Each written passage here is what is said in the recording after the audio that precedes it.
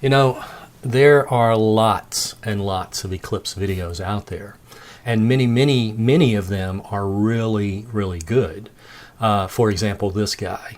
And I don't want you to miss it because I love you and I want you to love eclipses. Our moon Or is this guy. 400 times smaller than the sun, but it's almost exactly 400 times closer to us. Now, they tell you all about eclipses in general and specifically what to expect for the April the 8th upcoming total solar eclipse.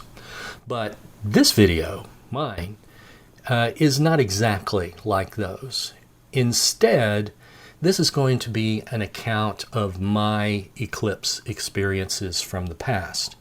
And also, hopefully, it will be encouragement to you to put in the extra effort, if you haven't decided already, to go observe the total solar eclipse that's going to take place on April the 8th, 2024. Let me get started this way. Here we go. Here we go. All we need is an open road and a chance to see a never-ending world that's beautiful. Let's begin with a brief overview. What we observe as eclipses are really nothing but the actions of shadows. Now, anyone who's studied drawing and painting knows the importance of shadows for making realistic artworks. That's because, in reality, there are at least two parts to every shadow. There is the dark part and the darker part. The darkest part of a shadow is called the umbra, and the lighter but still dark part is called the penumbra. Solar eclipses occur when the new moon's shadow falls on the Earth, and lunar eclipses occur when the Earth's shadow falls on the full moon. But for any of these eclipses to occur, there must be an alignment between the Earth, the Sun, and the Moon. And this alignment is not always possible. This alignment is only possible at specific points during the Earth's orbit throughout the year. This illustration shows the Moon's orbital plane is tilted about 5 degrees relative to the Earth's orbital plane. And in this drawing, eclipses are only possible at the top position and the bottom position, when the orbital nodes align and the moon is in the correct position. Now, because the moon does not orbit around the Earth in a perfect circle, there are times when the moon is closer to the Earth and other times when it is farther. This leads to different types of eclipses. This illustration shows, from the left to the right, the sun, the moon, and the Earth. And then the box on the right shows what an observer might see if they were at the red dot that is also shown on the Earth. You can see the umbral shadow in each of these. That's the darker part, and the penumbral, or the lighter part of the shadow. In the top drawing, if you're standing at the red dot, then you would be in the penumbral part of the shadow, and you would see only a partial eclipse. In the middle drawing, you see that the moon's umbral cone is not quite reaching all the way to the Earth's surface. This would be because the moon is farther away from the Earth in its orbit, and the umbral cone does not fully reach the surface. Someone standing there at the red dot would not see the sun fully covered by the moon, and this would be a type of eclipse called an annular eclipse. I'll show you an example of this one later. The bottom one, though, is for a total solar eclipse. In this case, you can see the umbral cone touches the Earth. An observer in the path of that umbral cone, who is standing directly under the cone, would see the moon fully covering the face of the sun, and that is a total solar eclipse. Here's another illustration showing the umbral and penumbral shadows striking the Earth. Only the observers in the tiny little part marked umbra would see a total solar eclipse. People that are standing in the penumbral part of the shadow would only see a partial solar eclipse. And anyone outside of the penumbral shadow, they wouldn't see an eclipse at all. It would just be a normal day. That means it is relatively rare that a total solar eclipse would pass near you. Usually people have to travel to experience what's called totality, which is when the moon fully covers the sun. In fact, people from all over the world will be traveling to the United States in order to see this total solar eclipse in April. So let's start with the annular eclipse of October 2023. The selection of a potential observing site is really important. One of my colleagues who is familiar with this area recommended that we go to this spot near Barnhart, Texas. We checked it out the night before and decided to set up across from the cemetery. But the story actually begins earlier. That was the weekend of a physics conference in San Angelo, Texas.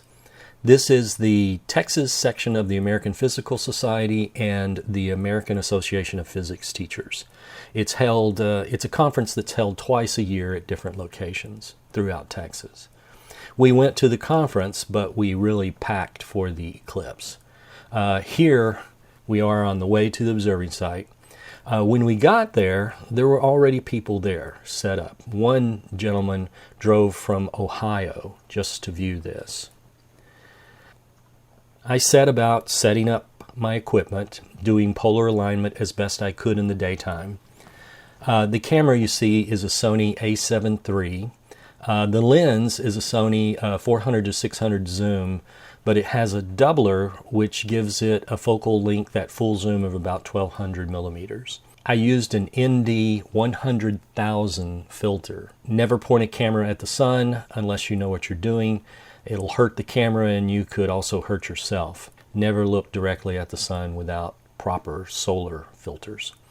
This is the cemetery. It has some trees with leaves that cast shadows, which becomes important for when the eclipse progresses. Here's a shot a little ways after the eclipse started. I made a pinhole projector with my fingers by interlacing my fingers and allowing just one little ray of light to pass through a hole in between my fingers.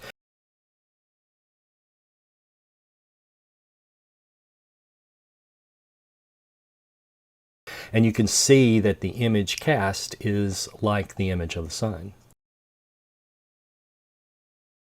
And as the eclipse progresses, people just keep coming. Here are some of the shadows cast by the trees in the cemetery. The light that leaks through the leaves behaves like a pinhole camera, like my fingers were when the shadow was cast on my pants. My wife is always a good sport about these things, and she keeps herself entertained. Here's a shot of the back of my camera. You can see the arcs clearly in the shadows of the trees now. People just kept coming, and during the peak of the eclipse, I counted about 35 cars.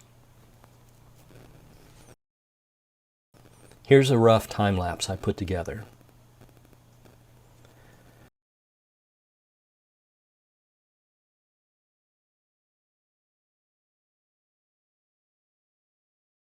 Then, soon after the peak, before the eclipse even ended, people started to leave. We stuck around for the whole thing, but toward the end, the clouds finally won.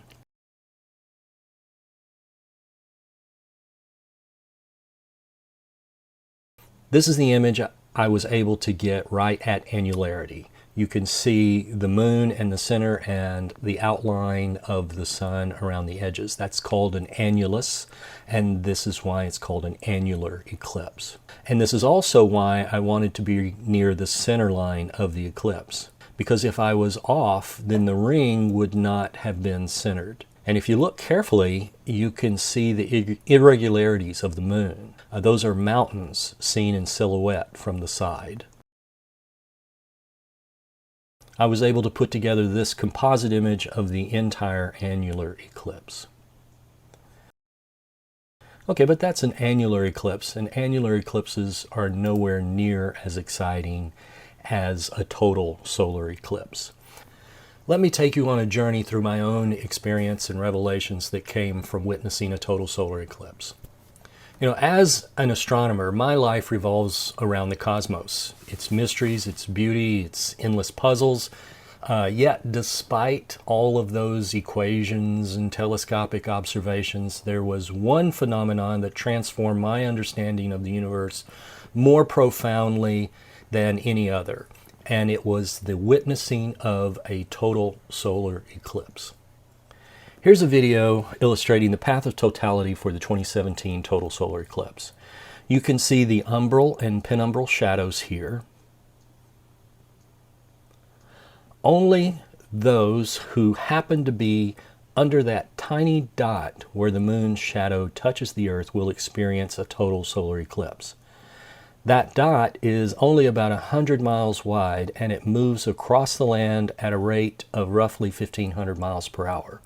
So the duration of totality is brief.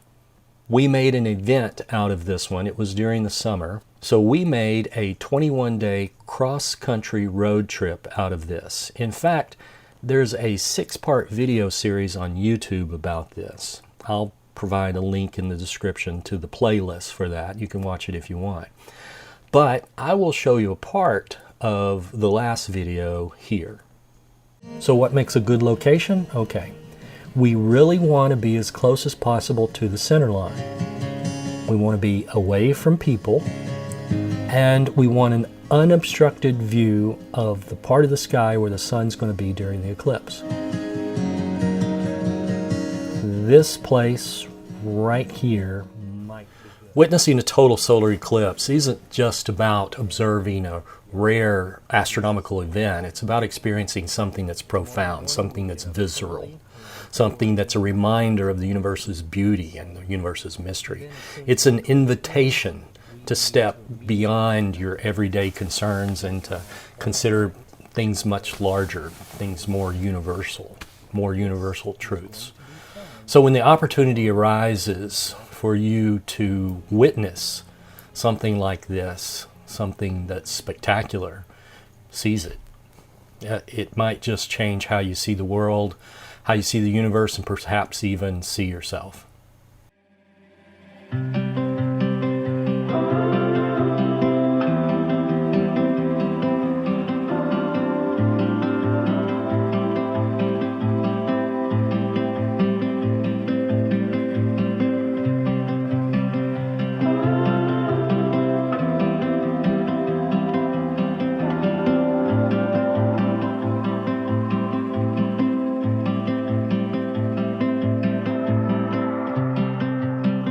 Tossed in like a castaway, what we wanted, not what we thought we wanted. Tossed in, you couldn't see it coming, what we needed, not what we thought we needed. Don't give up, don't give in.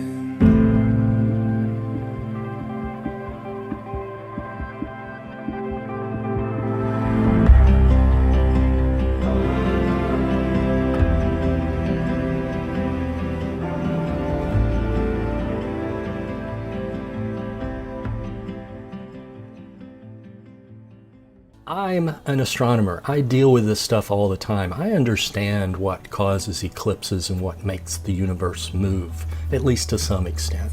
But, like I said, I was in awe.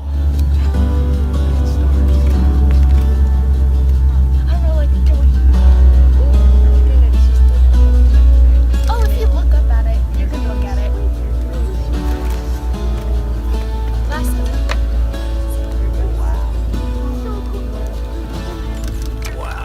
Yeah! That's so awesome! Oh my god, look at it! Yeah. Yeah! Listen to people. Yeah. Days of a brand new start came in perfect time and measure. Grace and a golden heart, how we've thrown our arms around you. When totality arrived, it was as if the universe had opened up a door because there was what looked like a hole in the sky. The corona, that's the outermost atmosphere of the sun, it looks like an ethereal crown of light around the sun, and it just shimmers around the dark disk of the moon that's blocking the sun. And it's a sight that's so breathtakingly beautiful, it seems unreal. And that's the experience I want to share with you.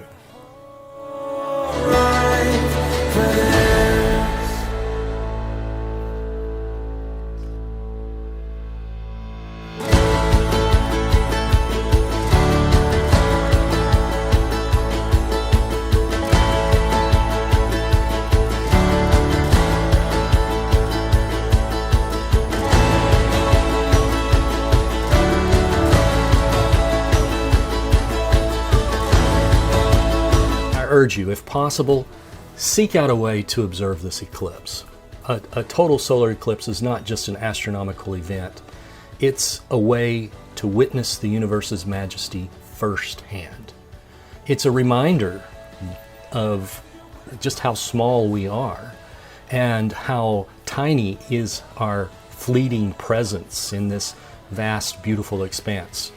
So when the moon, once again, covers the face of the sun and it casts its shadow upon the earth, I urge you to join people from all over the world who are coming to watch this. Let the universe move you as it has moved me. It's an experience that transcends belief, it transcends whatever religion you are, and it touches something that's universal in all humans. If possible, get out and enjoy your universe.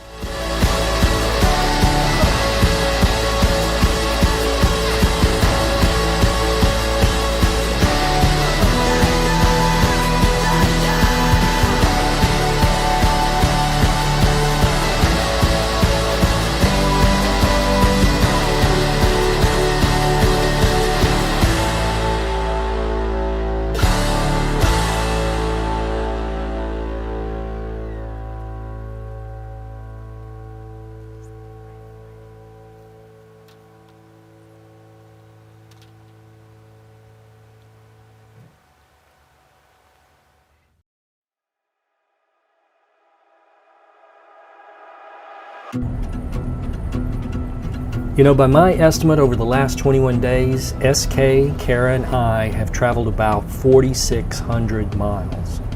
And we still have another 1,400 to get back home. So that makes it around 6,000 total miles for this trip. But you know what? It was worth it. And I'd do it all over again if I could. The next total solar eclipse for us is in April of 2024. Lord willing and the creek don't rise, we will be there. You should be there too. Don't let the opportunity pass you by. Here we go. All we need is an open road and a chance to see a never-ending world that's beautiful. Here we go, with the sunlight on our skin. It's a brand new day. It's ours to take, and we will let it in. This is where the adventure begins. Every step, writing stories that seek to be read, taking hold of the moment as we discover every color filled with wonder. Now we finally see we got everything we need. Here we go. All we need is an open road and a chance to see a never-ending world that's beautiful. Here we go, with the sunlight on our skin. It's a brand new day. It's ours to take, and we will let it in. This is where the adventure begins. Here we go. All we need is an open road and a chance to see a never-ending world that's beautiful. Here we go, with the sunlight on our